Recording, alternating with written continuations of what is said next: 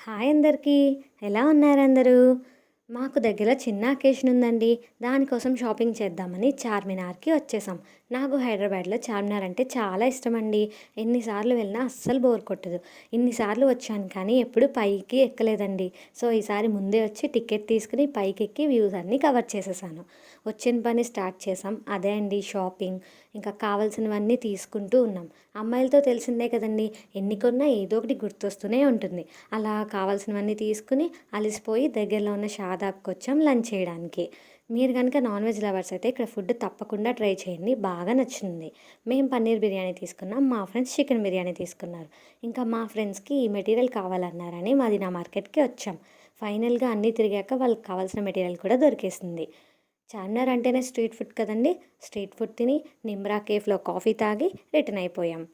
మేమేం కొన్నామో తెలియాలంటే next shot కోసం వెయిట్ చేయండి.